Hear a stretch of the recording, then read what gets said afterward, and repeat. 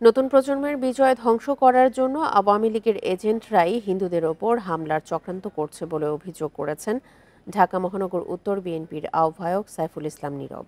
প্রিয় নম্বর সেট করে বিকাশে সেন্ড মানি করুন ফ্রি। বিকেলে রাজধানীর মেরুল বাড্ডায় শ্রী শ্রী মহাদেব আশ্রম ও কালী মন্দির পরিদর্শনে গিয়ে তিনি কথা বলেন। সংখ্যালঘুদের ওপর নির্যাতনের খবর ভিত্তিহীন বলেও দাবি করেন তিনি। ধর্ম বর্ণ নির্বিশেষে সবাই শান্তি চায় উল্লেখ করে নতুন দেশ গঠনে সবাইকে ঐক্যবদ্ধ হওয়ার আহ্বান জানান তিনি। হিন্দু বৌদ্ধ খ্রিস্টান সহ সব ধর্মের মানুষকে নিরাপত্তা দিতে এরই মধ্যে বিএনপির শীর্ষ নেতৃত্ব নির্দেশ দিয়েছেন বলেও জানান তিনি। বলেন, দেশে বিদেশে যত ষড়যন্ত্রই হোক তা জনগণকে সাথে নিয়ে প্রতিহত করা হবে। এ সময় বিএনপি নেতা তাবিথ আউয়াল জানান, দেশের সব সম্প্রদায়ের মানুষের অধিকার নিশ্চিতে কাজ করবে বিএনপি।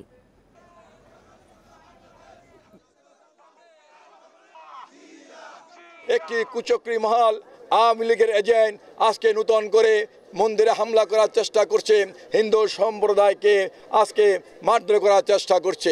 এটি তাদের নতুন চরিত্র নয়। যখনই আওয়ামী লীগ ক্ষমতা আসে, হিন্দু বাড়িঘর দখল করে হিন্দু ভাইদেরকে মারধর করে পার্শ্ববর্তী রাষ্ট্রে পাঠিয়ে দিয়ে তারা সেই বাড়ি দখল করে নিয়ে গেছে।